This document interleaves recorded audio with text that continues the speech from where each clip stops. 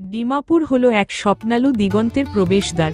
এটা কেবল এক শহর নয়, নাগাল্যান্ডের হৃদয়, এক চিরন্তন কাব্য যেখানে ইতিহাস আর বর্তমান একাকার হয়ে গেছে। পাহাড়ের দুর্ভেদ্য প্রাচীরের আড়ালে একফালি সমতল ভূমিতে এই শহর একাকী দাঁড়িয়ে আছে, যেন এক শান্ত সবুজ দ্বীপ যা ব্যস্ত জীবনযাত্রার কোলাহল থেকে সম্পূর্ণ আলাদা। ডিমাপুরকে নাগাল্যান্ডের প্রবেশদ্বার বলা হয়, আর এই নাম তার প্রাপ্য। কারণ এই পথ দিয়ে না গেলে নাগাল্যান্ডের রহস্যময় সৌন্দর্যের শিখরে পৌঁছানো সম্ভব নয়। রেলগাড়ি যখন ধীরগতিতে ডিমাপুর স্টেশনে এসে থামে, তখন মনে হয় যেন এক ভিন্ন জগতে পা রাখছি। এখানে বাতাসের গন্ধে পাহাড়ের শীতলতা আর সমতলের উষ্ণতার এক অদ্ভুত মিশ্রণ অনুভব করা যায়। শহরের অলিগলিতে মিশে আছে নানা ভাষা আর সংস্কৃতির সুর। একদিকে নাগা উপজাতির নিজস্ব ঐতিহ্য ও রীতিনীতি, অন্যদিকে বাঙালি, অসমিয়া, বিহারি এবং অন্যান্য সম্প্রদায়ের মানুষের জীবনযাত্রা। এই মিশ্রণ ডিমাপুরকে এক বিশেষ মাত্রা দিয়েছে, যা কেবল বাণিজ্যিক কেন্দ্র হিসেবে নয়, বহু সংস্কৃতির মিলন কেন্দ্র হিসেবেও চিহ্নিত করে। ইতিহাস এখানে কথা বলে। ধানসিঁড়ি নদীর তীরে দাঁড়িয়ে আছে প্রাচীন কাছারি রাজবংশের ধ্বংসাবশেষ।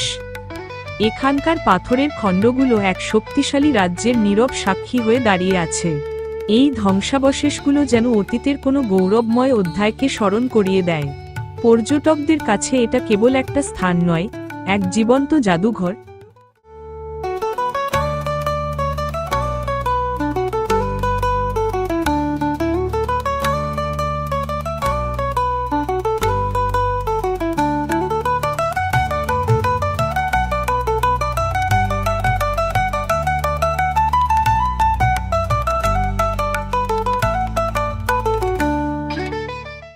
নাগাম পাহাড়ের পাদদেশে অবস্থিত ডিমাপুর থেকে মাত্র 14 কিলোমিটার দূরের চুমুকেদিমা গ্রাম কেবল একটা জনপদ নয়, বরং উত্তর পূর্ব ভারতের ইতিহাসের এক জীবন্ত দলিল। 1866 সালে ব্রিটিশ শাসনামলে এটাই ছিল নাগা হিলস জেলার প্রথম প্রশাসনিক সদর দপ্তর, যেখানে আজও সেই ঔপনিবেশিক স্মৃতির ঘ্রাণ পাওয়া যায়। পাহাড়ি চড়াই উতরাই পেরিয়ে এই গ্রামে দাঁড়ালে চোখের সামনে ধরা দেয় ডিমাপুরের বিস্তীর্ণ সমতল ভূমি এবং আসামের কার্বি আংলং জেলার এক অপূর্ব দিগন্তজোড়া দৃশ্য, যা পর্যটকদের কাছে বার্ডস আই ভিউ নামে পরিচিত। আঙ্গামি নাগা সংস্কৃতির প্রাণকেন্দ্র এই গ্রাম, একদিকে যেমন তার শান্ত স্নিগ্ধ পরিবেশের জন্য সমাদৃত, অন্যদিকে এর কাছেই অবস্থিত 3 ধাপের নয়নাভিরাম ট্রিপল ফলস এবং ঐতিহ্যবাহী দিজেফে কারুশিল্প গ্রাম পর্যটকদের আদিম নাগা ঐতিহ্যের স্বাদ দেয়। আধুনিক নগরায়নের ছোঁয়া লাগলেও চুমুকেদিমা তার আদিম গাম্ভীর্য, বীরত্বগাথা এবং আতিথেয়তার ঐতিহ্যকে সযত্নে লালন করে চলেছে, যা একে নাগাল্যান্ডের মানচিত্রে এক অনন্য মর্যাদা দান করেছে।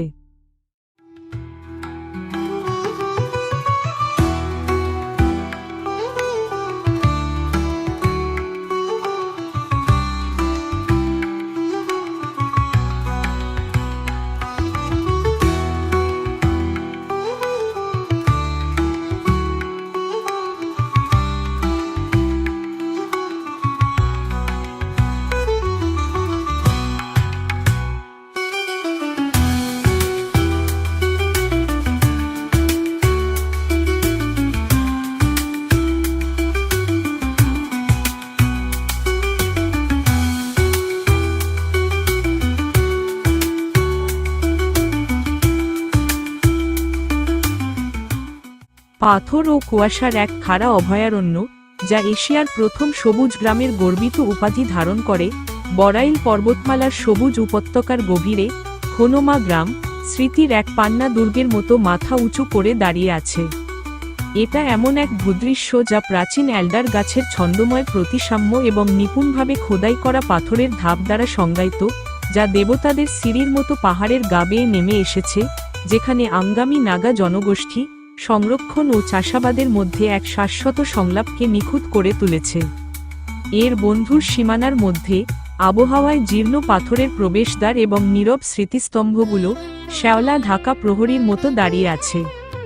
একসময় ব্রিটিশ সাম্রাজ্যকে চ্যালেঞ্জ করা কোন এক যোদ্ধা ফিসফিস করে ইতিহাসের গল্প বলে, যা এখন ট্র্যাগোপান সমৃদ্ধ বনের পালকযুক্ত বাসিন্দাদের রক্ষা করার গভীর প্রতিগায় শান্ত হয়েছে। সূর্য যখন করাত দাঁতের মতো চূড়াগুলোর আড়ালে অস্ত যায়, গোষ্ঠী চত্বর এবং ঐতিহ্যবাহী চুলার ধোঁয়ায় ঢাকা চালের উপর দীর্ঘ ছায়া ফেলে, তখন খোনোমা নাগা চেতনার এক স্থায়ী প্রমাণ হিসেবে রয়ে যায়, এমন একটা জায়গা হিসেবে যেখানে অতীতের প্রচণ্ড বীরত্ব পৃথিবীর প্রতি এক আন্তরিক ও সবুজ অভিভাবকত্বে রূপান্তরিত হয়। এশিয়ার প্রথম সবুজ গ্রাম হিসেবে বিখ্যাত খোনোমা গ্রাম এক ঐতিহাসিক আঙ্গামি নাগা বসতি, যা কোহিমা থেকে প্রায় 20 কিলোমিটার পশ্চিমে 1200 মিটার উচ্চতায় অবস্থিত। 700 বছরেরও বেশি পুরনো এই গ্রাম ঊনবিংশ শতাব্দীতে ব্রিটিশ ঔপনিবেশিক সম্প্রসারণ প্রতিরোধকারী দুর্ধর্ষ যোদ্ধা গ্রাম থেকে সম্প্রদায় নেতৃত্বাধীন সংরক্ষণের এক বৈশ্বিক মডেলে রূপান্তরিত হওয়ার জন্য সুপরিচিত। 1998 সালে গ্রামের পরিষদ আনুষ্ঠানিকভাবে শিকার ও গাছ কাটা নিষিদ্ধ করে। বিপন্ন ব্লাইথের ট্র্যাগোপান পাখি ও এই অঞ্চলের সমৃদ্ধ জীব বৈচিত্র্য রক্ষার জন্যে খোনোমা প্রকৃতি সংরক্ষণ ও ট্র্যাগোপান অভয়ারণ্য প্রতিষ্ঠা করে। এখানকার ভূদৃশ্য উন্নতমানের অ্যালডার ভিত্তিক ঝুম চাষ এবং প্রাচীন পাথরের ধাপযুক্ত কৃষিক্ষেত্র দ্বারা প্রভাবিত, যেখানে নাইট্রোজেন সংবন্ধনকারী অ্যালডার গাছের ব্যবহার টেকসই বাস্তুবিদ্যা সম্পর্কে স্থানীয়দের মধ্যে গভীর জ্ঞানের প্রতিফলন ঘটায়। প্রায় 3000 বাসিন্দার এই গ্রাম আজও তার সাংস্কৃতিক ঐতিহ্য ধরে রেখেছে। ঐতিহ্যবাহী পাথরের প্রবেশদ্বার, মরুং বা যুব ছাত্রাবাস এবং অনন্য সততার দোকান ব্যবস্থার মাধ্যমে, যেখানে দর্শনার্থীরা বাক্সে টাকা রেখে জিনিস নিয়ে যান। আর এই সবকিছুই হয় কুয়াশাচ্ছন্ন পাহাড় এবং সবুজ চওড়া পাতার বনের পটভূমিতে।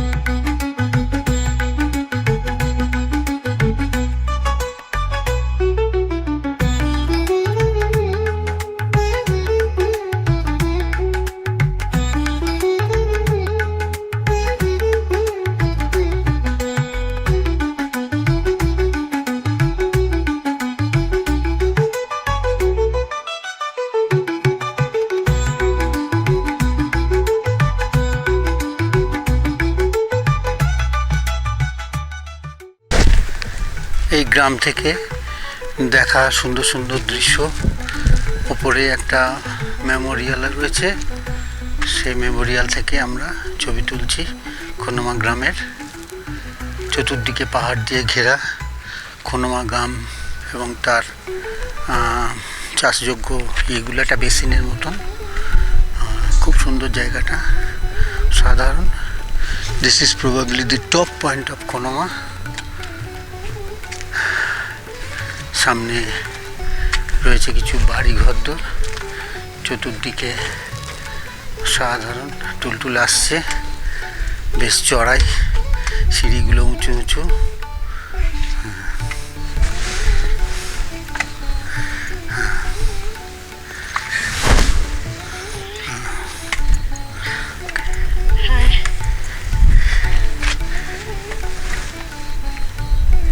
আমরা জুলাখি গ্রামের ভিউ পয়েন্ট থেকে ছবি তুলছি।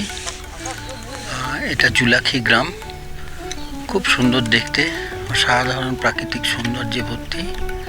এখানে রাস্তাটাও বেশ সুন্দর। এখানে জুলাখি গ্রামে আমরা এসেছি ছবি তুলতে। এই হচ্ছে জুলাখি গ্রামের চতুর্দিক, সামনে রাস্তা।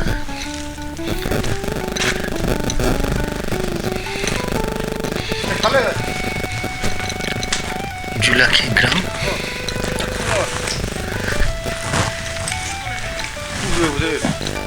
এখানে একটা স্মৃতিস্তম্ভ আছে জুলাখি গ্রামের।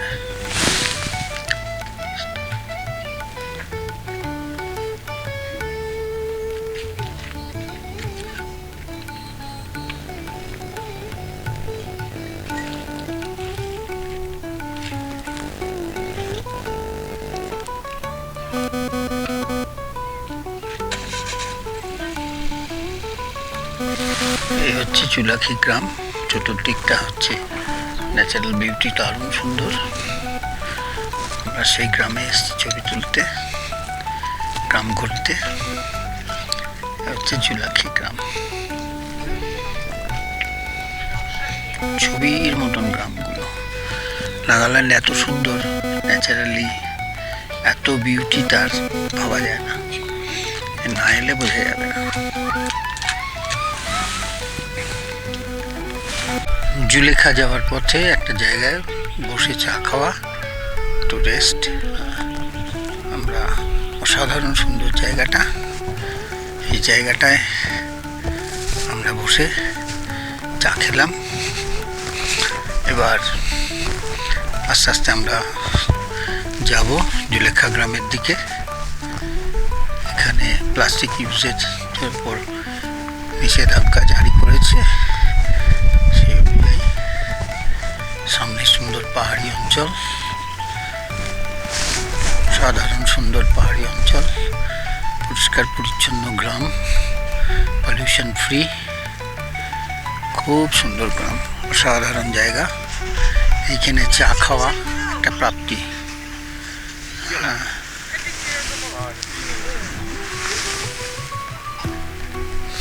আমরা চলে এসেছি জুলুখি গ্রামে। খুব সুন্দর গ্রামটা, পাহাড়ের কোলে অবস্থিত এই গ্রাম, দারুণ সুন্দর। তো এখানকার কিছু ছবি, ভিডিও ইত্যাদি ইত্যাদি তোলা হচ্ছে। সুন্দর রাস্তা। এই হচ্ছে এখানকার একটা চার্চ, তার নাম হচ্ছে জুলুখি চার্চ।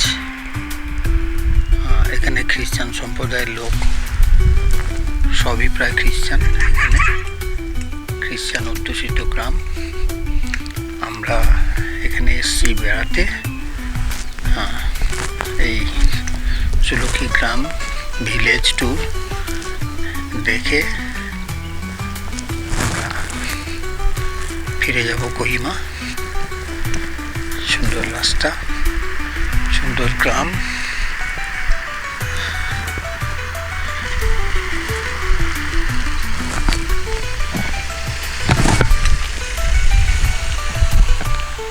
এই হচ্ছে জুলুখি গ্রাম।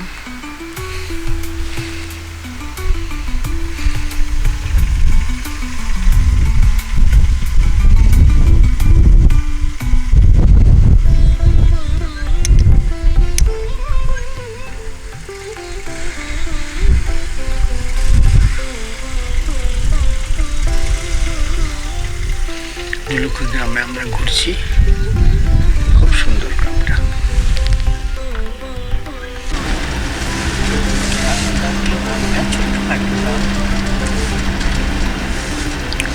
আমরা যাচ্ছি কোহিমার দিকে।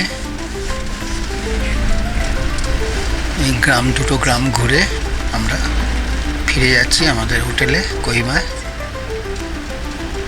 কোহিমায় গিয়ে আজকে আমাদের রাতের রেস্ট। দারুণ সুন্দর সুন্দর দুটো গ্রাম ঘুরলাম। রাস্তাও অপূর্ব বিউটিফুল, খুব সুন্দর রাস্তা, দারুণ ভালো লাগছে।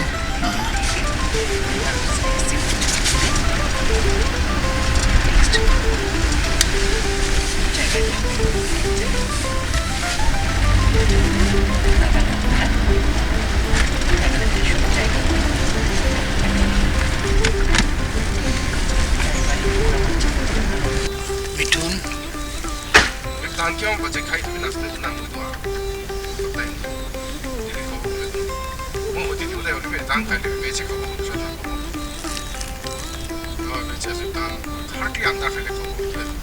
মিঠুন দেখা যাচ্ছে এখানে রাস্তার ধারে এক জোড়া মিঠুন।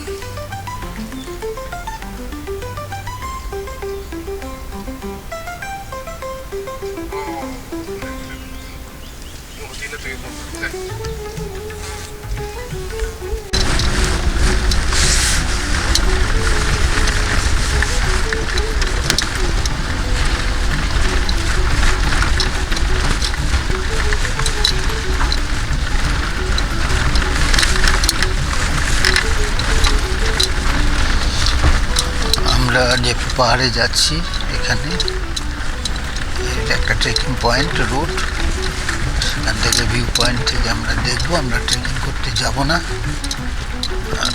তবে জায়গাটা খুব সুন্দর। এখানে প্রচুর গেস্ট হাউস আছে, যেগুলো থেকে লোকের থেকে ট্রেকিং করে। আর সেই ট্রেকিংয়ে যাচ্ছি না, তবে এই জায়গাটায় দেখতে যাচ্ছি। আমরা এসেছি কিগুয়ামা গ্রামে ঘুরতে। তো এখান থেকে যে জেপু পাহাড়ের ট্রেকিংটা হয়, তা খুব সুন্দর জায়গা, সাধারণ ন্যাচারাল বিউটি। সেখানে আমরা এসেছি, উঁচু উঁচু পাহাড়, এখান থেকে ট্রেকিং হয়।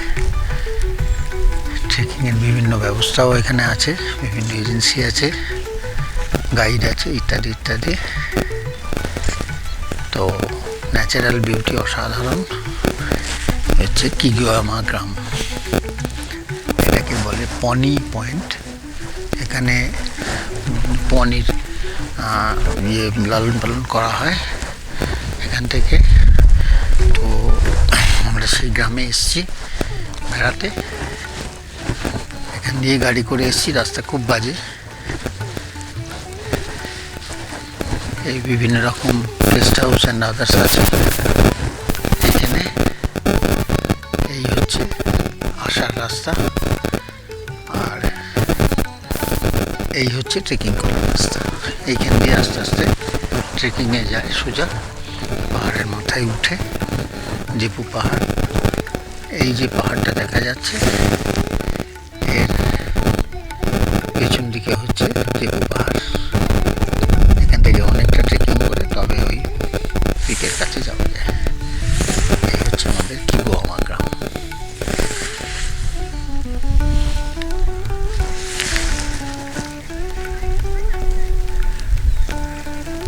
এই হচ্ছে পনি ফার্ম।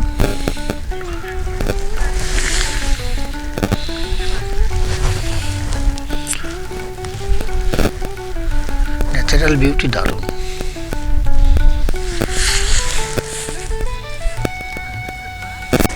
কিগুয়ামা গ্রামের দৃশ্য, সাধারণ পাহাড়ি জায়গা, ভীষণ সুন্দর। এখান থেকে এটা একটা উঁচু টিলার মধ্যে দাঁড়িয়ে এখান থেকে ছবি তোলা হচ্ছে। সামনেই একটা উঁচু পিক। এখান দিয়ে ট্রেকিং কোথাও দিয়ে শুরু হয়, আস্তে আস্তে ওই যে সবুজ রঙের ইয়ে রয়েছে তার পাশ দিয়ে ওপরে গিয়ে ওপাশে জেপু পিক। দারুণ সুন্দর জায়গা, বিউটিফুল।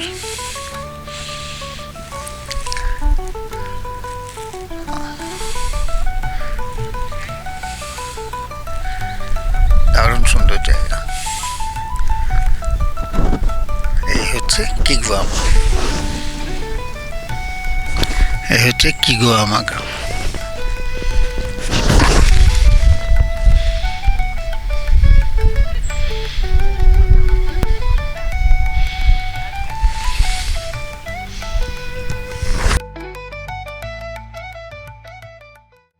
নাগাল্যান্ড এবং মণিপুর সীমান্তের মাঝে 2452 মিটার উঁচুতে অবস্থিত জোকো উপত্যকা এক অসাধারণ প্রাকৃতিক সৌন্দর্যের লীলাভূমি, এক স্বপ্নীল উপত্যকা যা প্রকৃতিপ্রেমী এবং ট্রেকারদের কাছে এক প্রত্যাশার গন্তব্যস্থল। সবুজ পাহাড়, রঙিন ফুল আর মেঘের চাদরে মোড়া এই উপত্যকাকে অনেকেই পূর্ব ভারতের ভ্যালি অফ ফ্লাওয়ার্স বলে অভিহিত করে থাকেন। জোকো উপত্যকায় পৌঁছানোর মূল প্রবেশপথ হল নাগাল্যান্ডের রাজধানী কোহিমা শহর থেকে প্রায় 20 কিলোমিটার দূরে দুটো প্রধান পথের মধ্যে দিয়ে। একটা হলো ভিসেমা দিয়ে এবং অন্যটা জাখামা দিয়ে। ভিসেমা রুট সবচেয়ে জনপ্রিয় এবং অপেক্ষাকৃত সহজ। ভিসেমা গ্রাম থেকে প্রায় 8 কিলোমিটার পথ গাড়িতে করে ট্রেকিংয়ের বেস ক্যাম্প পর্যন্ত যাওয়া যায়। এরপর শুরু হয় মূল ট্রেকিং, যা প্রায় 5 ঘন্টা সময় নেয়। এই পথ পাথরের ধাপ এবং বাঁশঝোপের মধ্যে দিয়ে গেছে, যা বেশ কিছুটা খাড়া হলেও মনোরম। জাখামা রুট তুলনামূলকভাবে কঠিন এবং খাড়া, তবে এটা প্রকৃতির আরও কাছাকাছি নিয়ে যায়। এই রুটে ট্রেকিং শুরু হয় সরাসরি জাখামা গ্রাম থেকে, যা প্রায় 6 ঘন্টা সময় নেয়। ট্রেকিংয়ের সময় চারিদিকে ঘন বাঁশ এবং মেপল গাছের সারি, পাখির কিচিরমিচির শব্দ এবং পাহাড়ের নির্মল বাতাস মনকে এক অন্য জগতে নিয়ে যায়। উপত্যকায় পৌঁছানোর পর হাঁটার ক্লান্তি এক নিমিষেই দূর হয়ে যায়। উপত্যকার মূল আকর্ষণ হল এর বিশাল সবুজ ঘাসের গালচে এবং ঋতুভেদে ফোটা বুনো ফুল।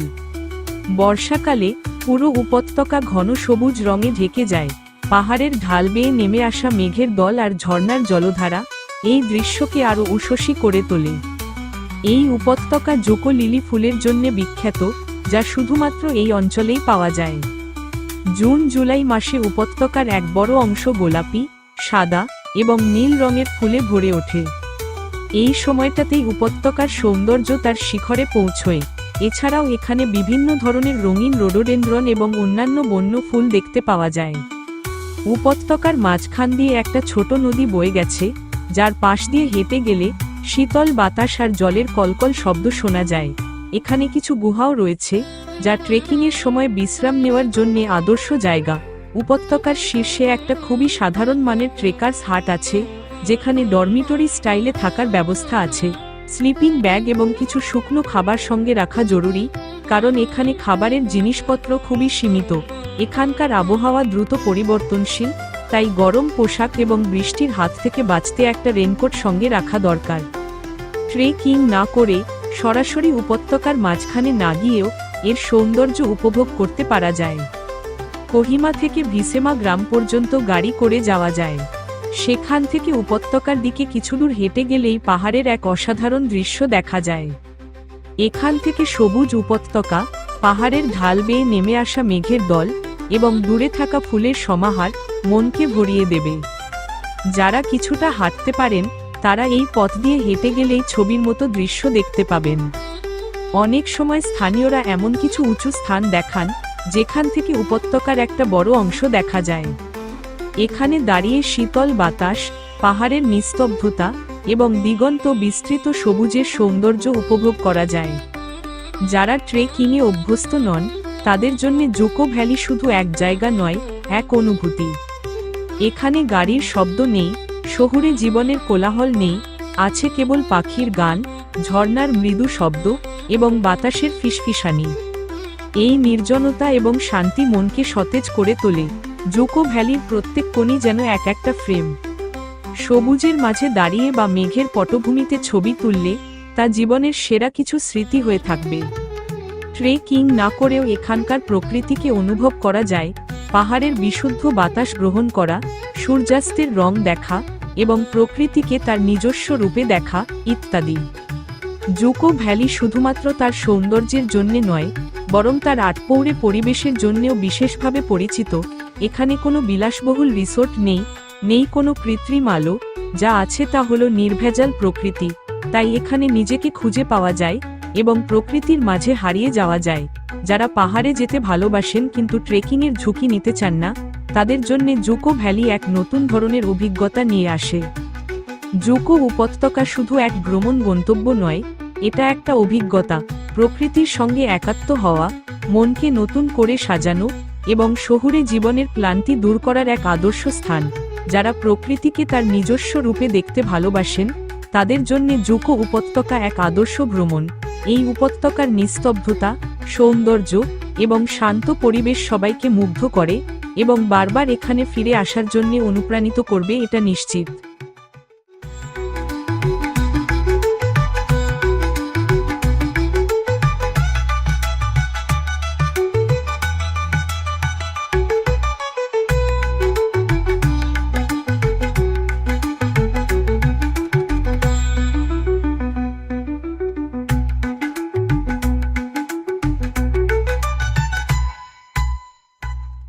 এসছি গ্রামে, একটা গ্রামে যেখানে মৌমাছি থেকে মধু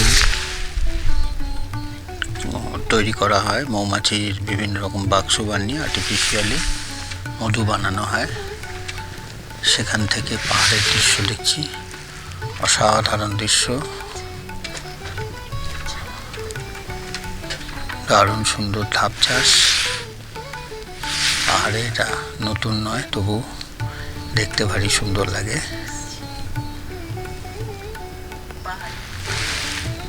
এই হচ্ছে পাহাড়ের মাথায় গ্রাম।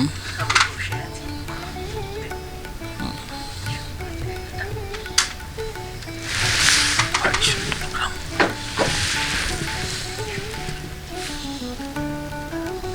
ওদিকে হচ্ছে মণিপুরের পাহাড়। বসে ভিডিও করছে। এই হচ্ছে তার চতুর্দিক। আমরা গাড়ি করে এসেছি, গাড়ি দাঁড়িয়ে আছে।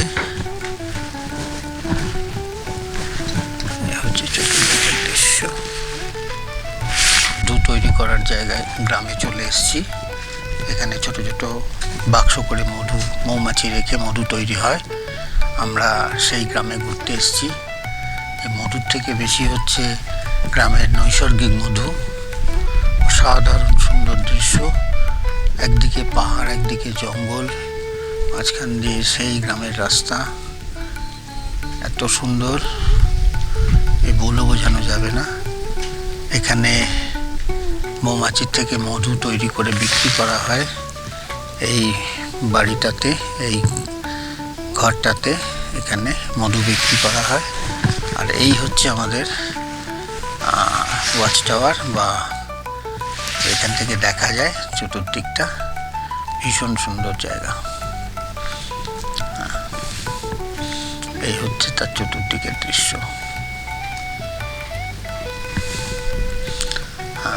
ভীষণ ভালো লাগছে।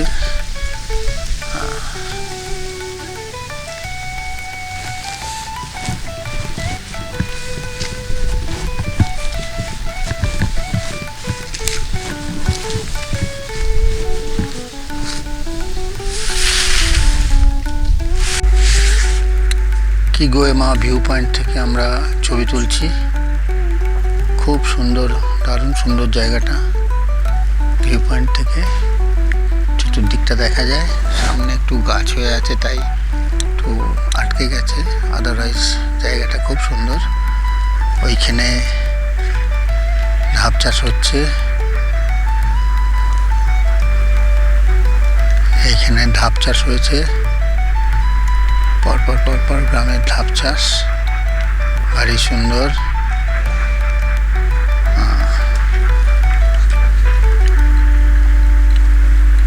খুব সুন্দর। আমরা ছবি তুলছি, দেখছি। ওদিকে হচ্ছে কোহিমা, এদিকে আমরা কিগোয়ামা ভিলেজ। সেই ভিলেজের বেড়াতে এসেছি আমরা। প্রচুর সুন্দর জায়গা। এইখানে প্রচুর ধাপ চাষ হয়েছে।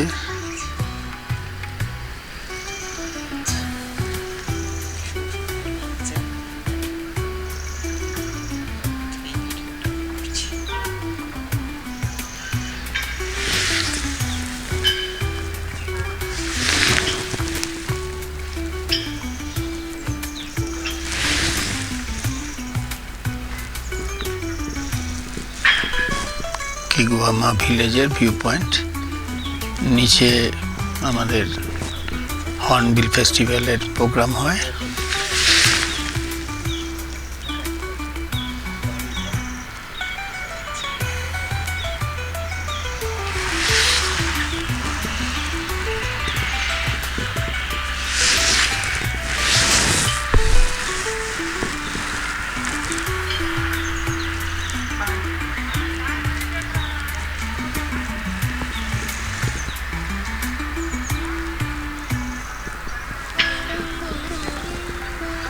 এই হচ্ছে কিগোয়ামা ভিলেজ ভিউ পয়েন্ট। আমরা ঘুরছি এখানে। ঘুরে এবার আমরা ফিরে যাব আবার ওই ভিলেজে।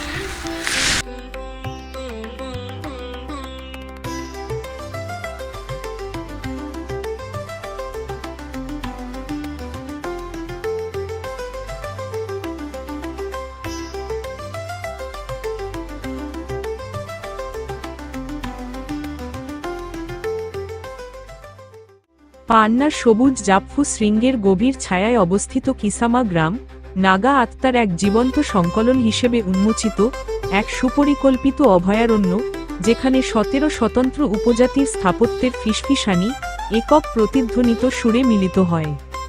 এটা এমন এক স্থান যেখানে পৃথিবী নিজেই পূর্বপুরুষদের পদচিহ্ন মনে রাখে, যা নাগা হেরিটেজ ভিলেজে নিবন্ধিত, ও যার আকাশচুম্বী হর্নবিল শোভিত প্রবেশদ্বারগুলো কিংবদন্তির অতীত এবং উন্মোচিত বর্তমানের মধ্যে প্রহরী হিসেবে দাঁড়িয়ে আছে। এর সুবিস্তৃত পরিসরের মধ্যে মোরুংগুলো অর্থাৎ সেই বিশাল ঘর ছাউনিযুক্ত গোষ্ঠীঘরের স্মৃতির দুর্গগুলো সোপানযুক্ত পাহাড়ের ঢাল থেকে প্রাচীন আইকনের মতো মাথা উঁচু করে দাঁড়িয়ে আছে, যার কাঠের বিমগুলোতে যোদ্ধা এবং প্রকৃতির স্থায়ী মোটিফগুলোর নীরব ইতিহাস নিপুণভাবে খোদাই করা।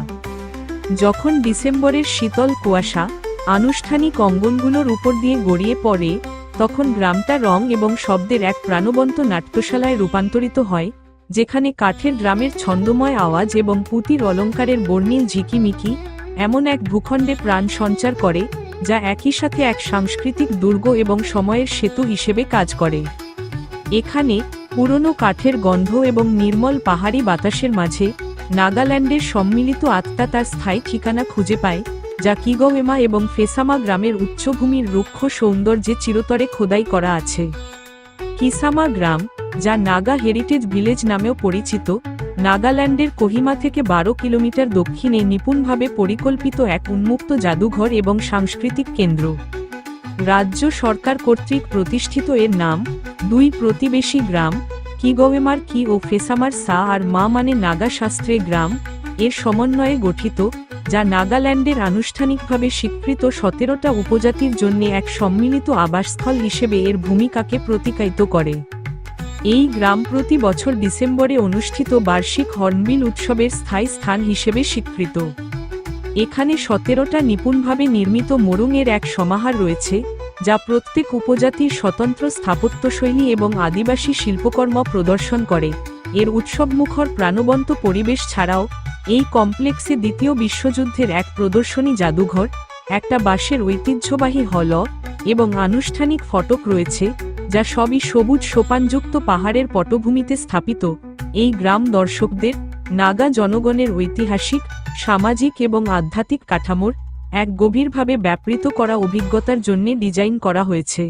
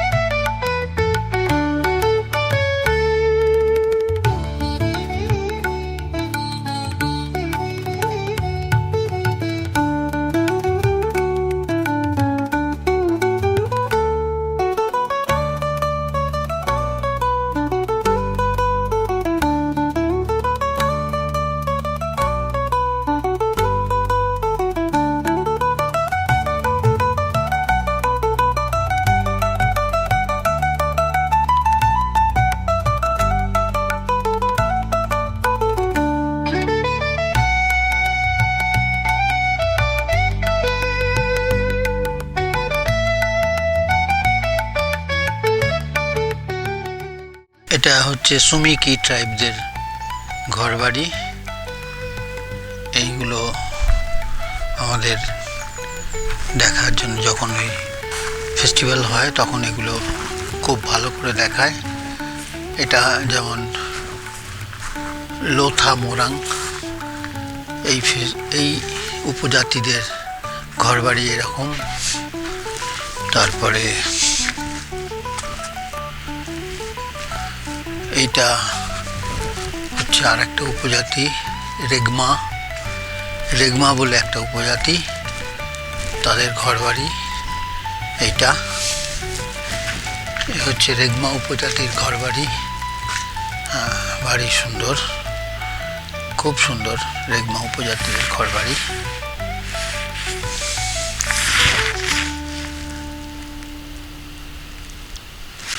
এটা হচ্ছে অঙ্গামীদের, অঙ্গামী কি এদের ঘরবাড়ি। এদের বিভিন্ন রকম কারুকার্য ইত্যাদি ইত্যাদি এখানে রয়েছে। সঙ্গে রয়েছে এদের একটা গেট, সেই গেটে কনভেনশনাল যে থাকে, ওদের মূর্তি থাকে, সেইগুলো এখানে লাগানো আছে। আর বাকি এই হচ্ছে ওদের মূল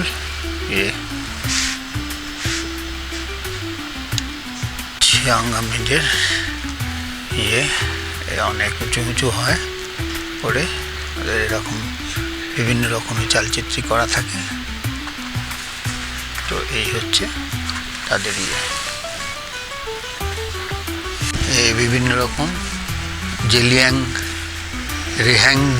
রেহাঙ্কি এদের ঘর বিভিন্ন রকমের। এগুলো সব থাকতে দেওয়া হয় যখন ফেস্টিভ্যাল হয় তখন। আমরা এসছি জাস্ট বেড়াতে, এইখানে একটু দেরি হয়ে গেছে, তাই খুব ভালো ছবি তোলা হলো না, নইলে আরও টাইম নিয়ে আরও অনেক সুন্দরভাবে তোলা যেত। তো যাই হোক, যতটুকু হলো ততটুকুই। এখানে বিভিন্ন রকমের হ্যাঁ ওটা দেখেছি। এখানে ওদের এমব্লেম মিঠুন আর তরোয়াল।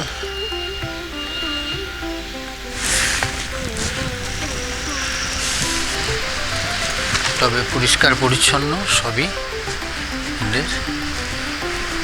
এটা হচ্ছে কুকিদের ঘর, এখানেও থাকতে দেওয়া হয় এবং কিউআর কোড লাগানো আছে, পয়সা দিয়ে থাকা যায়। এই হচ্ছে কুকিদের ঘর।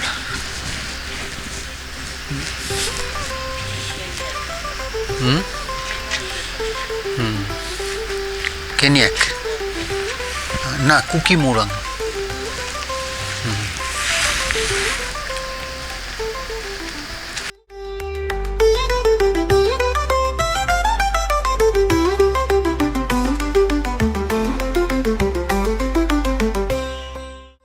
নাগাল্যান্ড সবুজ উপত্যকার মধ্য দিয়ে বোনা বীরত্বের এক সুতো।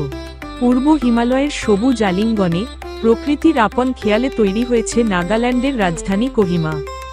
এটা এমন একটা জায়গা যেখানে পান্না সবুজ উপত্যকা অতীতের গল্প শোনায়, যেখানে ধ্বংসপ্রাপ্ত স্মৃতিস্তম্ভগুলোতে অতীতের কাহিনী খোদাই করে, আর আকাশে বাতাসে সাহসী অতীতের উপাখ্যান প্রতিধ্বনিত হয়। কোহিমা একটা মনোমুগ্ধকর সম্প্রীতির স্থান, যেখানে প্রকৃতির বিচিত্র রূপ নাগা উপজাতিদের স্থায়ী চেতনার সাথে সামঞ্জস্যপূর্ণ। এখানে প্রাচীন ঐতিহ্য আধুনিক জীবনের সাথে অনুরণিত হয় এবং প্রত্যেক জায়গা এক আকর্ষক আখ্যান উন্মোচন করে। কোহিমার আখ্যান দ্বিতীয় বিশ্বযুদ্ধের কাহিনীর সাথে জটিলভাবে বোনা। এই শহর ভারতীয় মাটিতে সংঘটিত সবচেয়ে ভয়ঙ্কর যুদ্ধগুলোর মধ্যে একটা প্রত্যক্ষ করেছে, একটা যুদ্ধ যার স্মৃতি সমাধিক্ষেত্রের নীরব উপস্থিতিতে রয়ে গেছে। ব্রিটিশ ডেপুটি কমিশনারের বাংলো যে মাটিতে অবস্থিত ছিল, সেই মাটিতেই নির্মিত এই স্মৃতিস্তম্ভ এক গম্ভীর স্মৃতির স্থান হিসেবে কাজ করে। যত্ন সহকারে রক্ষণাবেক্ষণ করা প্রত্যেক সমাধিফলক আত্মত্যাগের এক নীরব প্রমাণ। কোহিমা নাগাল্যান্ডের প্রাকৃতিক বনভূমির প্রবেশদ্বার হিসেবে কাজ করে। শহরের সীমানা ছাড়িয়ে গেলে পর্যটকরা প্রবেশ করে প্রাণোচ্ছল এক ভূমিতে, 200 বর্গ কিলোমিটারেরও বেশি জাঁকজমকপূর্ণভাবে বিস্তৃত ইনটাঙ্কি বন্যপ্রাণী অভয়ারণ্য প্রকৃতিপ্রেমীদের এক প্রধান আকর্ষণ। নির্মল বনভূমির পান্না সবুজ বিস্তৃতির মাঝখানে বিভিন্ন ধরনের উদ্ভিদ এবং প্রাণীজগতের সমাহার রয়েছে। অধরা গোল্ডেন ল্যাঙ্গুর এখানেই দেখা যায়। পাখিপ্রেমীদের জন্য রয়েছে পুলি ব্যাট যে বন্যপ্রাণী অভয়ারণ্য, যা পাখির এক আশ্চর্য সমাবেশস্থল। প্রতি ডিসেম্বরে আন্তর্জাতিকভাবে প্রশংসিত হর্নবিল উৎসবের মাধ্যমে কোহিমা সাংস্কৃতিক উৎসবের কেন্দ্রবিন্দুতে রূপান্তরিত হয়। এটা কেবল একটা অনুষ্ঠান নয়, এটা একটা সাংস্কৃতিক বিস্ফোরণ যা সমৃদ্ধ নাগা ঐতিহ্যকে এক চমকপ্রদ প্রদর্শনীতে জীবন্ত করে তোলে। কিসামা হেরিটেজ ভিলেজে অনুষ্ঠিত এই উৎসব এক দৃশ্যমান এবং শ্রবণযোগ্য পরিতৃপ্তি, যেখানে নাগা রাজার নৃত্য এবং মনোরম হর্নবিল নৃত্যের মতো ঐতিহ্যবাহী নৃত্য প্রদর্শিত হয়। স্থানীয় বাদ্যযন্ত্রের স্পন্দনশীল ছন্দে আকাশ বাতাস ভরে ওঠে, আবার একই সময় দক্ষ কারিগররা তাদের জটিল কারুশিল্প এবং বস্ত্র তৈরির দক্ষতা প্রদর্শন করে।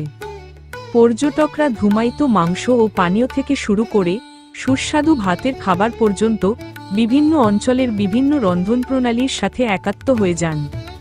হর্নবিল উৎসব হল একত্রিত হওয়া ঐতিহ্যের এক পাত্র। এটা এমন একটা প্ল্যাটফর্ম যেখানে নাগা জনগণের স্থায়ী চেতনার উদযাপনে অতীত বর্তমানের সাথে মিলিত হয়। কোহিমার কাছে অবস্থিত খোনোমার গ্রামে অতীতের সবুজ যোদ্ধাদের কার্যক্রম প্রতিধ্বনিত হয়। আঙ্গামি হেরিটেজ মিউজিয়ামে মাথা শিকারের নিদর্শন উন্মোচন করা হয়েছে, যা এক অতীত ঐতিহ্য। আজ নাগাল্যান্ডে সর্বত্র শান্তি বিরাজ করছে। পাহাড়ের মধ্যে দিয়ে সর্পিল পথের প্রতিটা বাঁক মনোমুগ্ধকর দৃশ্য প্রকাশ করে। দক্ষ আঙ্গামি কারিগররা যখন জটিল নকশা বোনেন, তখন তাদের ঝনঝন শব্দ বুননের জটিলতার সাথে ছন্দ সমতা প্রদান করে। হোমস্টেতে রয়েছে আঙ্গামিদের কিংবদন্তি উষ্ণতা, যেখানে সন্ধেবেলার অনুষ্ঠান তারার ছাউনির নিচে হয়ে থাকে। কোহিমার ধর্মীয় আকাশরেখায় আধিপত্য বিস্তার করছে Mary help of Christians cathedral, যা শহরের স্থাপত্য এবং আধ্যাত্মিক মহিমার নীরব সাক্ষী। এই অনন্য কাঠামোর অর্থায়নে জাপানিদের এক গুরুত্বপূর্ণ ভূমিকা রয়েছে এবং যা ঐক্য এবং বিশ্বাসের প্রতীক হিসেবে আজও দাঁড়িয়ে আছে। 1991 সালে স্থাপিত পবিত্র এই ক্যাথেড্রাল নাগাল্যান্ডে ক্যাথলিক বিশ্বাসের কেন্দ্রস্থল হিসেবে কাজ করে। এর নকশা আধুনিক স্থাপত্য ও ঐতিহ্যবাহী নাগা মোটিফের সাথে নির্বিঘ্নে একত্রিত হয়ে আছে। কোহিমা কেবল একটা শহর নয়, এটা একটা সিম্ফনি, যেখানে ইতিহাস গুঞ্জন করে, প্রকৃতি পান্না সবুজ রঙের সাথে কম্পিত হয় এবং সংস্কৃতি এর কেন্দ্রবিন্দুতে স্থান পায়। এর মনোরম প্রাকৃতিক দৃশ্য, সমৃদ্ধ অতীত, প্রাণবন্ত উৎসব এবং মানুষের উষ্ণ আপ্যায়ন পর্যটকদের প্রশান্তি এবং সাংস্কৃতিক নিমজ্জনের এক অনন্য মিশ্রণ অনুভব করার জন্য আমন্ত্রণ জানায়। এখানে প্রত্যেক দর্শনার্থী খুঁজে পাবেন ইতিহাসের এক টুকরো, অন্বেষণের জন্য অদম্য প্রকৃতির এক বিস্তৃতি, আত্মতুষ্টির জন্য স্বাদের এক মোহময়ী রন্ধন প্রণালীর অভিজ্ঞতা এবং লেখার জন্য অপেক্ষা করছে এমন একটা গল্প যা অবশ্যই আকর্ষণীয় হবে।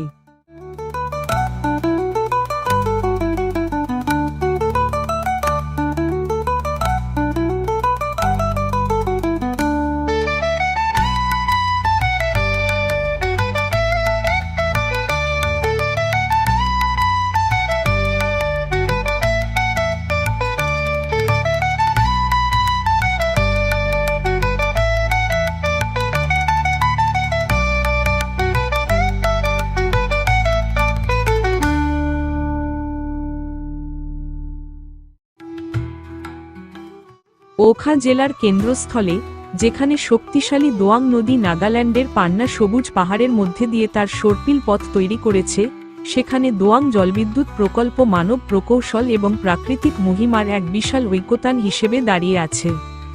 এই 75 মেগাওয়াট বিদ্যুৎ কেন্দ্র এক শক্তিশালী 92 মিটার উঁচু রকফিল বাঁধের ওপর দাঁড়িয়ে আছে, যা এক বিশাল নীল জলাধারের জন্ম দিয়েছে। এই জলাধার নাগা আকাশের পরিবর্তনশীল মেজাজকে প্রতিফলিত করে এবং ঐতিহ্যবাহী ধাপ চাষের ক্ষেত্র ও প্রাচীন বন দ্বারা সজ্জিত ঢাল দ্বারা পরিবেষ্টিত উত্তর পূর্বের জন্য পরিচ্ছন্ন শক্তির বাতিঘরের ভূমিকার বাইরেও প্রকল্পটা প্রাকৃতিক বিশ্বের এক পবিত্র মঞ্চে পরিণত হয়েছে। প্রতি শরতে জলের ওপরের বাতাস 10 লক্ষেরও বেশি আমুর ফ্যালকনের ডানার ঝাপটায় স্পন্দিত হয়, কারণ এই অক্লান্ত পরিযায়ী পাখিরা সাইবেরিয়ার আকাশ থেকে নেমে এসে এই জলাধারকে তাদের বিশ্রামস্থল হিসেবে দাবি করে। স্পিলওয়ের উপর লেগে থাকা সকালের কুয়াশা এবং ফ্রান্সিস টারবাইনগুলোর ছন্দময় গানের মাঝে এই স্থান উন্নয়ন এবং সংরক্ষণের এক শানিত সংযোগস্থল হিসেবে কাজ করে। এটা এমন এক জায়গা যেখানে লোথা উচ্চভূমির উত্তরাধিকারিক ঐতিহ্য ঝলমলে জলরাশির সাথে মিলিত হয়েছে, যা এই অঞ্চলকে বিশ্বের ফ্যালকন রাজধানীর উপাধি এনে দিয়েছে। নাগাল্যান্ডের ওখা জেলায় অবস্থিত দোয়াং জলবিদ্যুৎ প্রকল্প ব্রহ্মপুত্র এক প্রধান উপনদী দোয়াং নদীর ওপর নির্মিত একটা প্রধান রান অফ দ্য রিভার বিদ্যুৎ কেন্দ্র। 2000 সালে চালু হওয়া এবং north eastern electric power corporation দ্বারা পরিচালিত এই প্রকল্পে একটা 92 মিটার উঁচু রকফিল বাঁধ রয়েছে এবং 3টে 25 মেগাওয়াট টারবাইনের মাধ্যমে এর মোট ক্ষমতা 75 মেগাওয়াট। প্রকল্পের বিশাল জলাধার একটা অনন্য বাস্তুতন্ত্র তৈরি করেছে যা জীব বৈচিত্র্যের জন্য একটা ল্যান্ডমার্ক হিসেবে কাজ করে। সাইবেরিয়া থেকে দক্ষিণ আফ্রিকা পর্যন্ত বিস্তৃত এলাকা থেকে বার্ষিক পরিযানের সময় এই লেক 10 লক্ষেরও বেশি আমুর ফ্যালকনের বিশ্রামস্থল হিসেবে পরিচিত।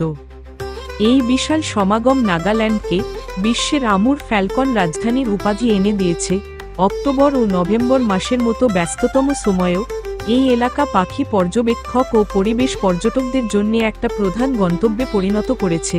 বিদ্যুৎ উৎপাদনের বাইরেও এই প্রকল্প মাছ চাষ এবং সেচের মাধ্যমে স্থানীয় জীবিকাকে সহায়তা করে, যদিও এটা সংরক্ষণ প্রচেষ্টার এক কেন্দ্রবিন্দু হিসেবেই রয়ে গেছে, যার লক্ষ্য হল শিল্প অবকাঠামোর সাথে চারপাশের সবুজ চওড়া পাতার বন এবং পরিযায়ী বন্যপ্রাণীদের সুরক্ষার মধ্যে ভারসাম্য বজায় রাখা।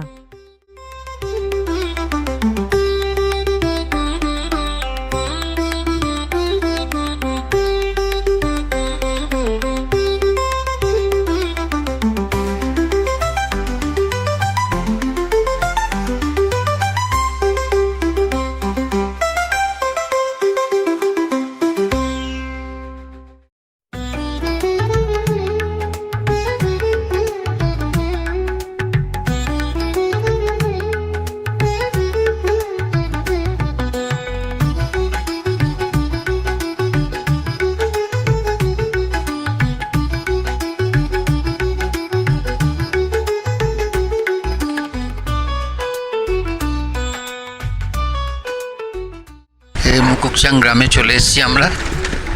এই জায়গাটার নাম মুকুকচাং।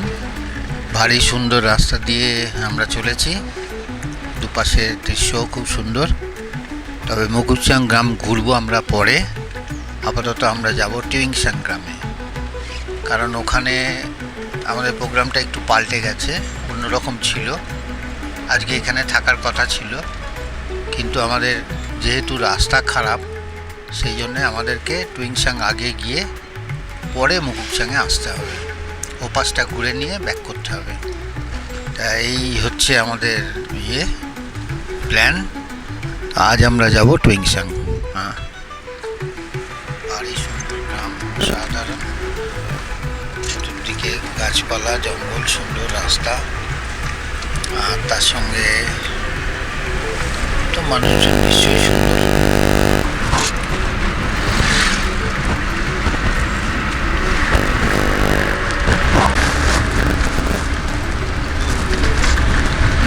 চলেছি আমরা টুইংসাংয়ের দিকে। একদিকে পাহাড়ের দৃশ্য, মাঝখান দিয়ে পাহাড়ের বুক চিরে চলে গেছে কালো পিচের রাস্তা, আর অসাধারণ নৈসর্গিক সৌন্দর্য আমাদের সবাইকে মুগ্ধ করে দিচ্ছে। তার মধ্যে দিয়ে আমরা চলেছি। আজ প্রায় 270 কিলোমিটার আমাদের ট্রাভেলিং। সেটা একদিনে হচ্ছে, তাই আমাদের পৌঁছতে সন্ধে হয়ে যাবে।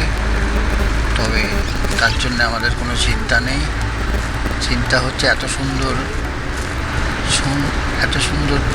ছবির মতন প্রাকৃতিক পরিবেশকে আমরা কতটা পাই, সেটাই হচ্ছে আমাদের প্রধান উদ্দেশ্য, সেটাই আমরা করছি। ছাড়তে ইচ্ছে করছে না, মনে হচ্ছে ক্যামেরা সারাদিন ধরে রাখি, এত সুন্দর ছবির মতন পরিবেশ।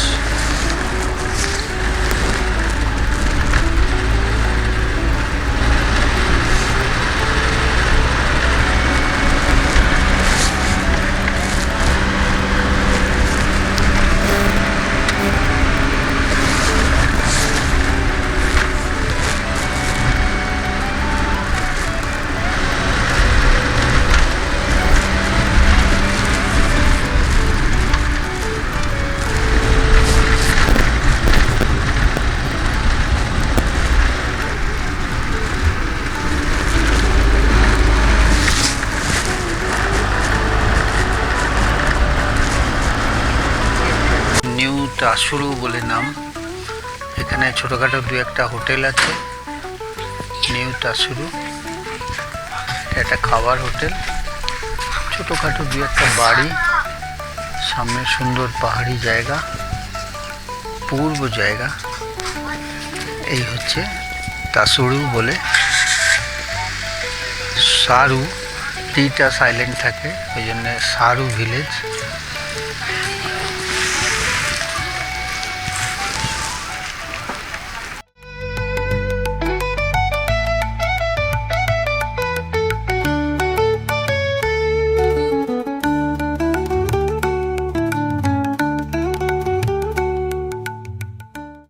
তুয়েনসাং এক সুন্দর শহর এবং নাগাল্যান্ডের বৃহত্তম জেলা। তুয়েনসাং এর সদর দপ্তর। পূর্ব দিকে এই জেলার সাথে মায়ানমারের সীমান্ত রয়েছে। এর উত্তরে মন জেলা, পশ্চিমে জুনহেবোটো এবং মোকোকচুং, উত্তরে আসাম এবং দক্ষিণে ফেক অবস্থিত। এই জেলায় মূলত 5টা নাগা উপজাতি বাস করে, যথা চ্যাং, সাংতাম, খিয়ামনিউঙ্গান, ইমচুঙ্গার, ফোম এবং সুমির একটা অংশ। সমুদ্রপৃষ্ঠ থেকে 1372 মিটার উচ্চতায় অবস্থিত তুয়েনসাং প্রাকৃতিক সৌন্দর্যে পরিপূর্ণ। এর পাহাড়, ঢাল, গিরিখাত এবং উপত্যকার দৃশ্য দর্শকদের হৃদয়কে আনন্দে ভরিয়ে দেয়। এই জেলা নাগাল্যান্ডের মোট আয়তনের প্রায় 25% জুড়ে বিস্তৃত ও জেলায় 250-রও বেশি গ্রাম রয়েছে। এই শহর পূর্ববর্তী উত্তর পূর্ব সীমান্ত সংস্থা বা নেফা পরিচালনার উদ্দেশ্যে প্রতিষ্ঠিত হয়েছিল, যা বর্তমান তুয়েনসাং, মন, লংলেং এবং কিফিরে জেলায় বিভক্ত। ডিমাপুর চুমুকেদিমা, গ্রেটার কোহিমা, আলিচেন মোকোকচুং ডিএফ এবং ওখার পরে এটা নাগাল্যান্ডের 5ম বৃহত্তম নগর কেন্দ্র। নাগাল্যান্ডের পূর্ব সীমান্তে অবস্থিত এক দুর্গম অথচ আকর্ষণীয় জেলা হল তুয়েনসাং। এটা কেবল একটা প্রশাসনিক অঞ্চল নয়, এটা বিভিন্ন উপজাতির সাংস্কৃতিক মিলন কেন্দ্র, যেখানে পাহাড়ের ঢালে লেখা হয়েছে বহু গল্প আর ইতিহাস। এই অঞ্চল নাগাল্যান্ডের সবচেয়ে বড় এবং পুরনো জেলাগুলোর মধ্যে অন্যতম। এখানে প্রকৃতি, সংস্কৃতি আর জীবনযাত্রা সব মিলে এক অন্যরকম সৌন্দর্য তৈরি করেছে। তুয়েনসাংয়ের চারিদিকে ছড়িয়ে আছে ঘন বন, পাহাড়ি ঢাল আর আঁকাবাঁকা রাস্তা, যা এই জেলাকে এক প্রাকৃতিক দুর্গের মতো ঘিরে রেখেছে।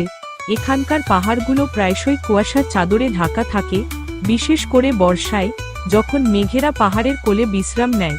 সূর্যের প্রথম আলো যখন পাইনের চূড়ায় এসে পড়ে, তখন মনে হয় যেন কোনো শিল্পী তার তুলি দিয়ে সোনালি রং ছড়িয়ে দিয়েছে। এখানকার বনভূমিতে আজও বিভিন্ন প্রজাতির বন্যপ্রাণীর আনাগোনা আছে, আর আছে পাখির কলতান, যা সবাইকে মুগ্ধ করে। তুয়েনসাং মূলত বিভিন্ন উপজাতির মিলনস্থল। এখানে বসবাস করে চ্যাং, সাংতাম, খিয়ামনিউঙ্গান, ইমচুঙ্গার, ফোম এবং সুমি উপজাতির মানুষ। এই উপজাতিদের প্রত্যেকের নিজস্ব ভাষা, পোশাক, উৎসব এবং ঐতিহ্য রয়েছে। তাদের জীবনযাত্রা, পোশাক এবং উৎসবগুলো সত্যিই দেখার মতো। প্রত্যেক উপজাতির নিজস্ব নৃত্য এবং কারুশিল্প আছে, যা তাদের সংস্কৃতির পরিচয় বহন করে। এখানকার সবচেয়ে বড় উৎসব হল ওংখিম, যা চাম উপজাতির দ্বারা পালিত হয়। এটা ফসল কাটার উৎসব ও অক্টোবর মাসে অনুষ্ঠিত হয়। তুয়েনসাংয়ের মানুষজন খুবই সরল এবং প্রকৃতির সঙ্গে সামঞ্জস্যপূর্ণ জীবনযাপন করে। তাদের ঐতিহ্যবাহী কুঁড়েঘরগুলো বাঁশ এবং কাঠ দিয়ে তৈরি। এখানকার মানুষজন তাদের হস্তশিল্পের জন্য পরিচিত। তারা বাঁশ এবং বেত দিয়ে সুন্দর সুন্দর জিনিস তৈরি করে, যা তাদের দক্ষতার পরিচয় বহন করে। স্থানীয় বাজারগুলোতে এই হস্তশিল্পের নিদর্শন পাওয়া যায়, যা পর্যটকদের কাছে খুবই আকর্ষণীয়। তাদের লোকনৃত্য, গান আর লোককথায় তাদের সমৃদ্ধ ইতিহাস আর সংস্কৃতি ফুটে ওঠে। তুয়েনসাং এক নীরব কবিতা, যেখানে পাহাড়ের নিঃশ্বাসে মিশে বিভিন্ন উপজাতির লোকগল্প আর সূর্যের আলোয় চিকচিক করে তাদের ঐতিহ্যবাহী পোশাক। যারা কোলাহল থেকে দূরে গিয়ে এক ভিন্ন সংস্কৃতির স্বাদ নিতে চান, তাদের জন্য তুয়েনসাং এক অনন্য ঠিকানা।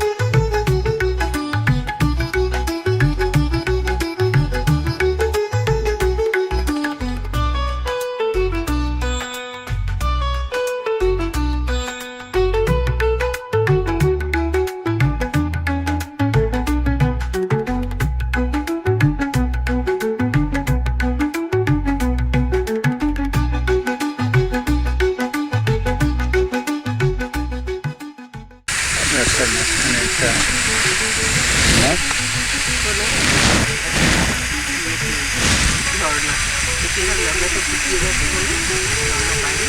এই ঝর্ণাটা খুব সুন্দর। রাস্তার ধারে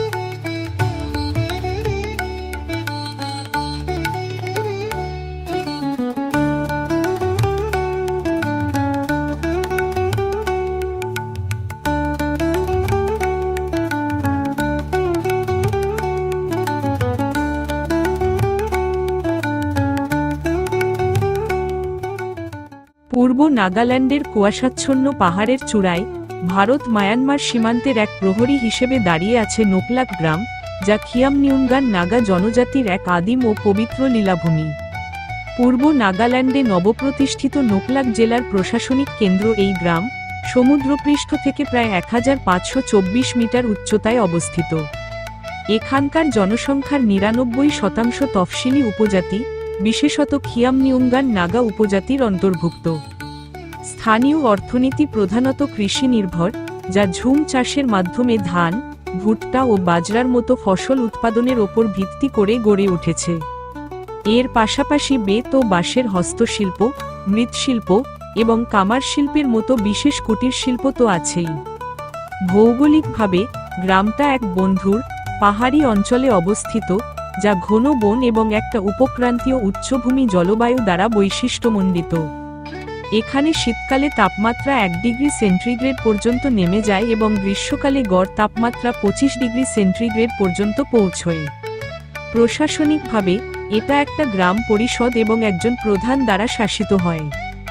গ্রামটা টুয়েনশানের থেকে 55 কিলোমিটার দূরে অবস্থিত ও সড়কপথে সংযুক্ত এবং মায়ানমারের আন্তর্জাতিক সীমান্ত থেকে প্রায় 2 কিলোমিটার দূরে এক কৌশলগত সীমান্ত বসতি হিসেবে কাজ করে। এই জনপদ যেন সময়ের এক স্থির চিত্রপট, যেখানে সবুজ পাহাড়ের ভাঁজে ভাঁজে লুকিয়ে আছে প্রাচীন ঐতিহ্যের স্পন্দন। এখানকার আকাশছোঁয়া পাহাড়ি ঢালে বাঁশ ও বেতের নিপুণ কারুকার্য এবং আদিম মোরুং বা গোষ্ঠীঘরগুলো আজও পূর্বপুরুষদের বীরত্ব ও প্রজ্ঞার সাক্ষ্য বহন করে।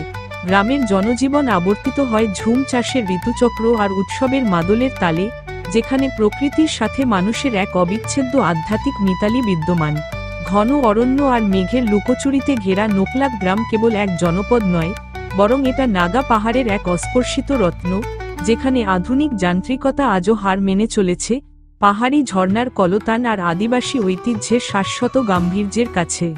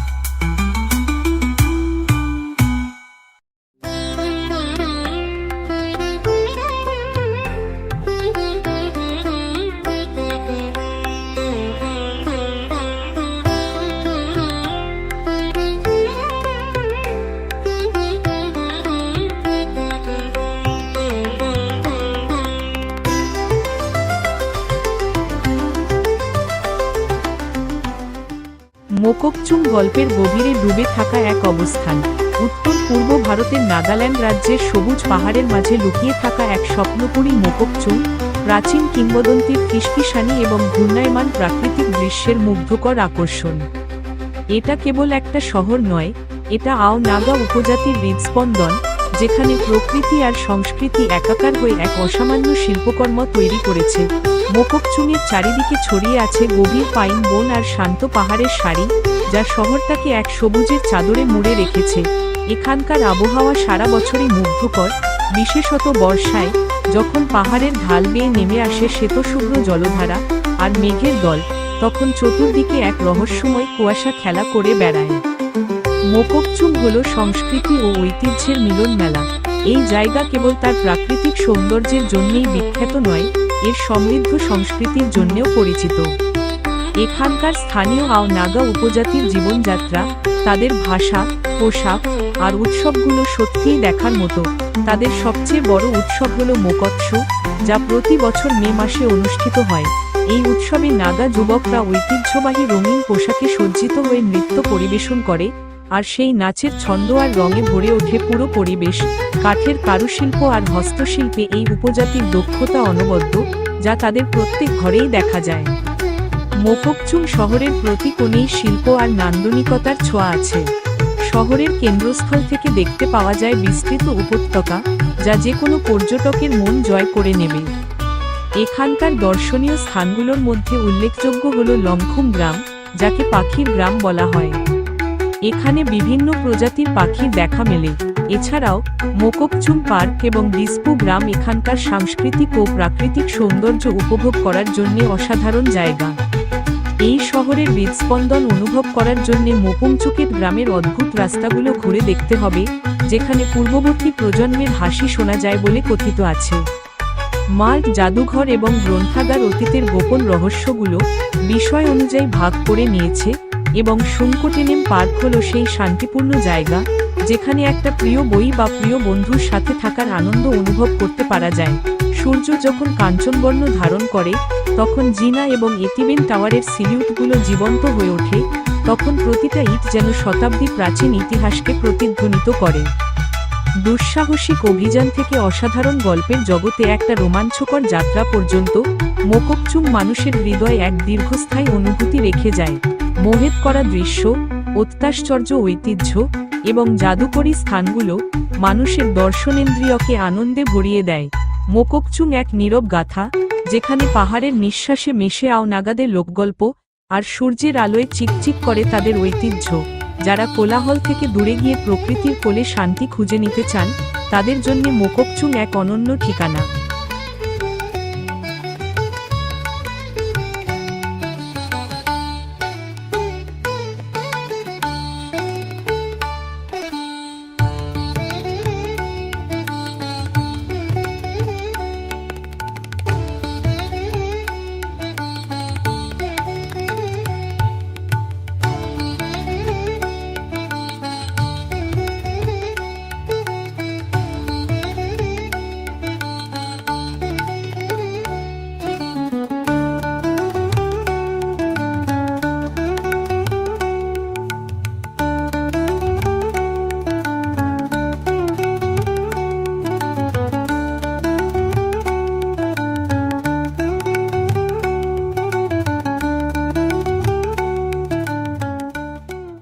অনেকটা ঐতিহাসিক উপন্যাসে ডুবে যাওয়ার মতো, কেনিয়াক উপজাতি ও তাদের উৎপত্তি, রহস্য এবং কুহকে আচ্ছন্ন। নাগাল্যান্ডের 16টা সরকারিভাবে স্বীকৃত উপজাতির মধ্যে রাজ্য জুড়ে কেনিয়াকদের এক বিশাল দুর্গ রয়েছে, বিশেষ করে মনে।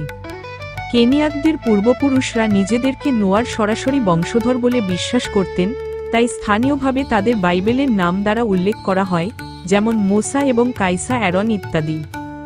সাধারণ পর্যটকদের ভিড়ের মধ্যে সহজেই স্পষ্টভাবে দেখা যায় ট্যাটু করা মুখ, কালো দাঁত, তিব্বতী মায়ানমারি উপভাষা এবং নাগা ও অসমিয়া মিশ্রিত ভাষা বা নাগামিশ ভাষা। স্বৈরশাসক এবং গণতান্ত্রিক উভয় রূপেই অভিনয় করা এই গ্রাম প্রধানকে বলে ওয়াং বা আং।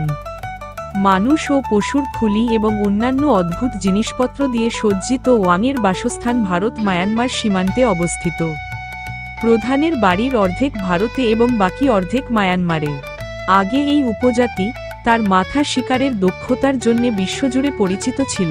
তারা বিভিন্ন ঐতিহ্যবাহী গয়না এবং একটা পেতলের খুলির মালা ধারণ করে, যা তার দ্বারা কেটে নেওয়া মাথার সংখ্যা নির্দেশ করে। তাদের ঘরগুলো হর্নবিল পাখির ঠোঁট এবং হাতির দাঁত দিয়ে সজ্জিত।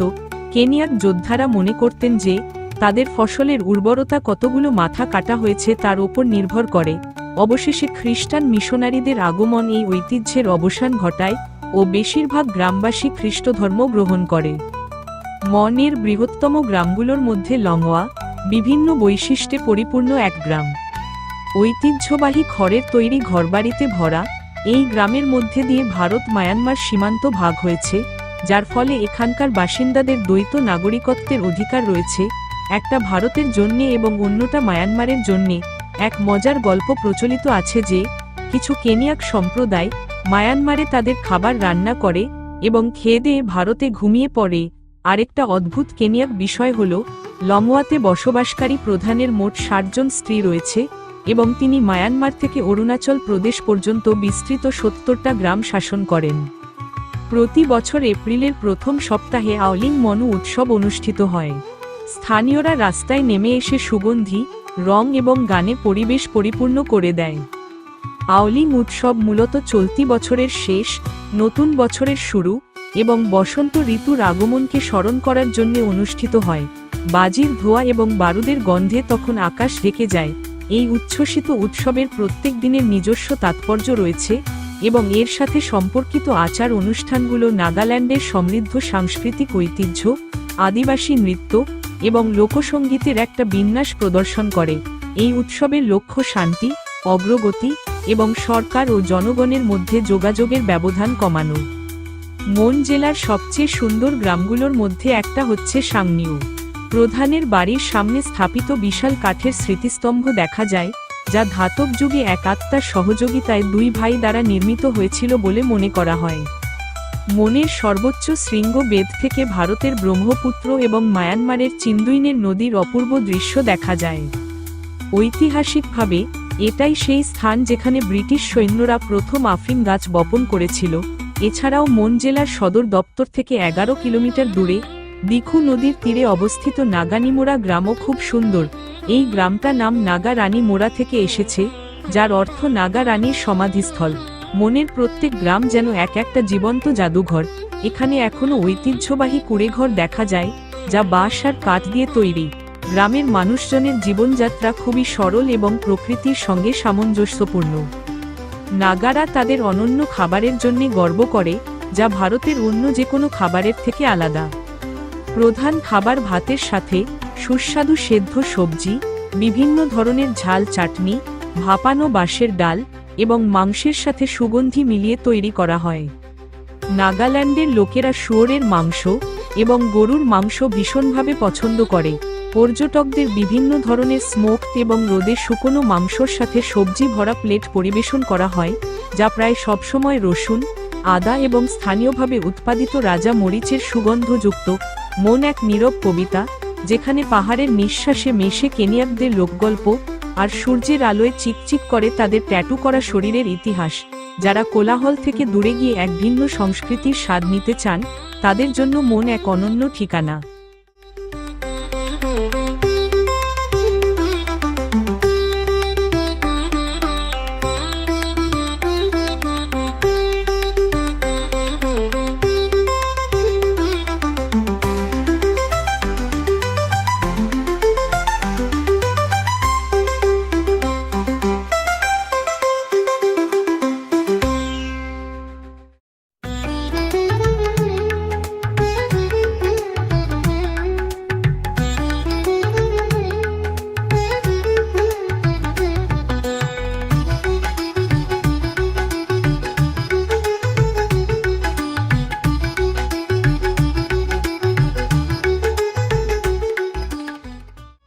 নাগাল্যান্ডের মন জেলায় প্রায় 1200 থেকে 1500 মিটার উচ্চতায় অবস্থিত লংওয়া গ্রাম, ভারত ও মায়ানমারের আন্তর্জাতিক সীমান্তের ওপর অবস্থিত হওয়ার কারণে বিশ্বজুড়ে অনন্য। এই গ্রাম কোনিয়াক নাগা উপজাতির পৈতৃক বাসস্থান, যারা ঐতিহাসিকভাবে ভয়ঙ্কর শিকারী হিসেবে পরিচিত ছিল। গ্রামের প্রবীণদের মুখের ও শরীরের জটিল ট্যাটুতে সেই ঐতিহ্য আজও দৃশ্যমান। গ্রামটা ম্লান হতে থাকা প্রতিধ্বনির একটা গ্যালারি, যেখানে ট্যাটু করা শেষ শিকারীরা কুয়াশাচ্ছন্ন পথে হেঁটে বেড়ায়, যাদের মুখ যোদ্ধার অতীতের নীল জ্যামিতিতে খোদাই করা। কামারদের ছন্দময় ঝনঝন শব্দ এবং পুঁতির কারুশিল্পের সূক্ষ্ম ঝিকিমিকি এমন এক সংস্কৃতির কথা বলে, যা নীরব হতে অস্বীকার করে। আন্তর্জাতিক সীমান্ত আং বা এখানকার রাজার দীর্ঘাকার বাড়িকে দুভাগে বিভক্ত করেছে, যার ফলে রাজা প্রতীকীভাবে ভারতে ঘুমান এবং মায়ানমারে খান, কারণ তার রান্নাঘর ও শোবার ঘর দুটো ভিন্ন দেশে অবস্থিত। এই ভৌগোলিক ব্যতিক্রম প্রায় ৫,০০০ বাসিন্দাকে এক ধরনের দ্বৈত পরিচয় প্রদান করে, কারণ তারা আধুনিক ভূ-রাজনৈতিক সীমারেখার পূর্ববর্তী একটা ভাগ করা সাংস্কৃতিক পরিচয়ের দ্বারা সমর্থিত হয়ে ভিসা ছাড়াই সীমান্ত পেরিয়ে অবাধে চাষাবাদ, স্কুলে যাওয়া বা ব্যবসা বাণিজ্য করতে পারে। গ্রামটা একজন শক্তিশালী বংশানুক্রমিক আং দ্বারা শাসিত, যার কর্তৃত্ব উভয় দেশের ৬০টা গ্রামের ওপর বিস্তৃত। লমওয়া ঐতিহ্যবাহী কোনিয়াক কারুশিল্পের একটা গুরুত্বপূর্ণ কেন্দ্র হিসেবে রয়ে গেছে, যার মধ্যে রয়েছে কামার শিল্প, বন্দুক তৈরি এবং পুঁতির কাজ। এপ্রিল মাসের স্পন্দনশীল আওলিয়াং উৎসবের সময় এই শিল্পের উৎপাদনের চাহিদা বাড়ে। ৪টে পাহাড়ি নদীর পান্নার মতো বিস্তৃতি এবং ঐতিহ্যবাহী রান্নাঘরের অবিরাম ধোঁয়াটে কুয়াশার মাঝে লমওয়া ঐতিহ্যের এক সার্বভৌম আশ্রয়স্থল হিসেবে রয়ে গেছে, যেখানে নাগরিকত্বের ধারণা পাসপোর্টের বিষয় নয়, বরং কোনিয়াক চেতনার একটা ভাগ করার হৃদস্পন্দন, যা এমন এক প্রাকৃতিক পরিবেশে বিকশিত হয়, যেখানে পাহাড়গুলো নিজেরাই দুটো বিশ্বের মাঝে শ্বাস ধরে রেখেছে বলে মনে হয়।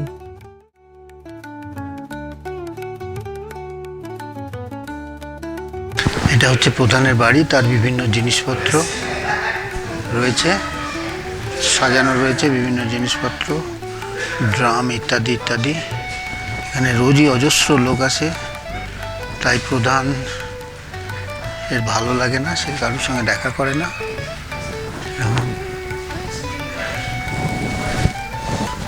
এ হচ্ছে বিভিন্ন খুলি চতুর্দিকে ঝোলানো রয়েছে। হচ্ছে মোষ, এই মিঠুন, মিঠুন মানে মোষের ষাঁড়ে বাইসনের মতন এক ধরনের গরু, মোষ যাই বলুন, তারা এসে এইগুলো। এটা হচ্ছে আঙের ঘর, মানে এখানকার যিনি রাজা বা প্রধান তার ঘর। খুব পাওয়ারফুল লোক এখানকার, তার কথাতেই এই পুরো লাঙ্গুয়া কেন এরকম ১০০ কতখানা গ্রাম চলে, তার কথাতে তিনি এখানে যে কোনো মহিলাকে বিয়ে করতে পারেন এই গ্রামের, সে পাওয়ারও তার আছে। তাই উনি হচ্ছেন সব থেকে পাওয়ারফুল। আবার খেতিবাড়ির ট্যাক্স ওনাকে দিতে হয়, রাজাদের যেরকম হয় আর কি, ঠিক সেরকমই হয়। এখানে বিভিন্ন রকম কাঠের জিনিসপত্র আঁকা আছে, তাতে এদের পুরনো ইতিহাস, পুরনো ঐতিহ্য সব কিছু এর মধ্যেই লেখা আছে। এই একটা সামনে মেমেন্টো দাঁড় করানো আছে, যুদ্ধর একটা ইয়ে। তো সব দেখলে ভালো লাগে। এখানেও তাদের ঐতিহ্যবাহী বিভিন্ন রকম কারুকার্য করা আছে, এখানেও করা আছে বিভিন্ন রকম ঐতিহ্যবাহী কারুকার্য। তো আমরা সব মিলিয়ে এটা দেখলাম, বেশ ভালো লাগলো। এখানে একটা বিশাল একটা আকারের জন্তু এখানে দাঁড় করানো আছে চাপে, সেটা হচ্ছে ঘরের পাহারা দিচ্ছে ইত্যাদি ইত্যাদি আইডিয়া। এই হচ্ছে কাঠের ওপর খোদাই করা বিভিন্ন রকমের তাদের সামাজিক চিত্র। তো আমরা এই নাগাল্যান্ডের ঐতিহ্যবাহী বিভিন্ন জিনিসপত্র, ওদের হাতের কাজ, দেখার মতন হাতের কাজ, ভারী সুন্দর, এবং ওদের পুরনো ঐতিহ্যগুলোকে বজায় রেখে এই সমস্ত হাতের কাজ বানিয়েছে। তার মধ্যে ব্যাগ আছে, বিভিন্ন রকমের মেমেন্টো আছে, বিভিন্ন রকমের এখানকার যারা ইয়ে ছিল তাদের ছবি আছে, লিডার্সদের ছবি আছে ইত্যাদি ইত্যাদি।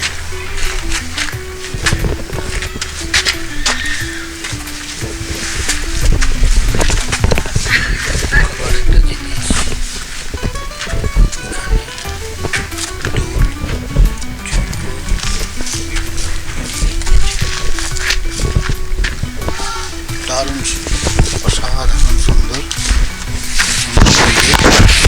অসাধারণ সুন্দর এদের হাতের কাজ। আমাদের প্রোগ্রাম প্রায় শেষ, আমরা এবার চলে যাব।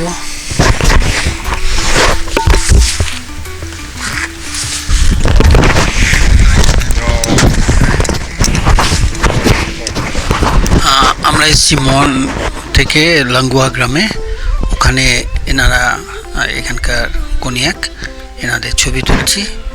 তো এনারা মানুষ খুব ভালো, তো আমি এমনি স্টিল ছবি তুলেছি। আর এখন আমরা ভিডিও, ইনি হচ্ছেন সব থেকে সিনিয়র,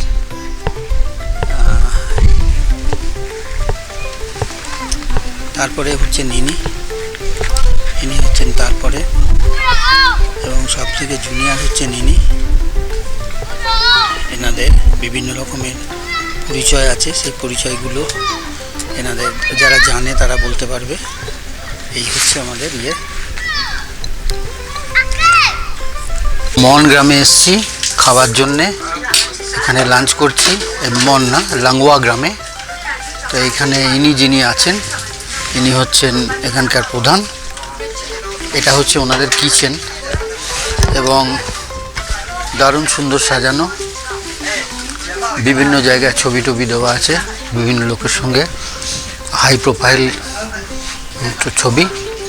এগুলো হচ্ছে ওদের বিভিন্ন রকম সাজানো জিনিসপত্র। আমরা এসছি খেতে।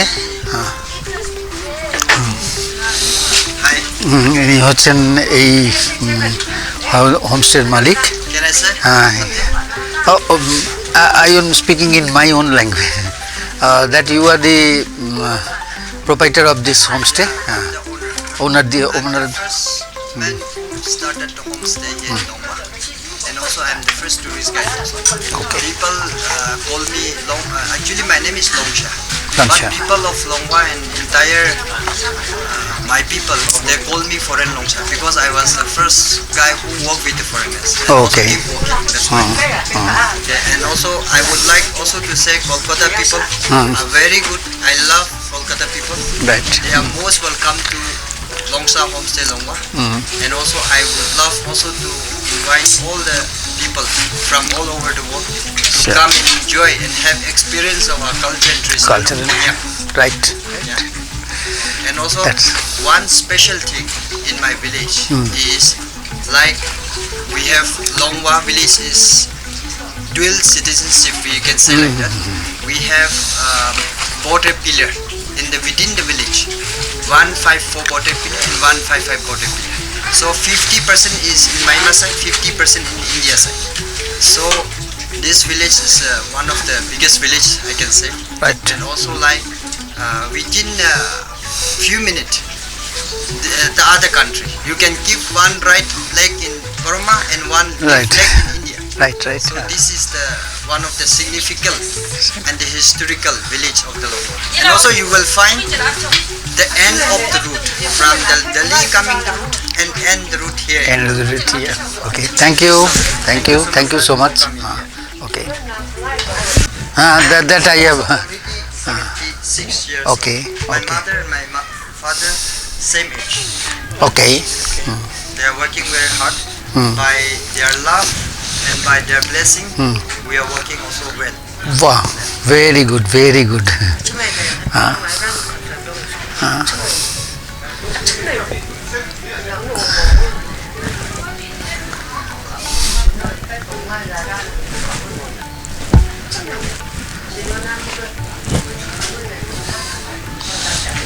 এখানকার সমস্ত রিচুয়ালস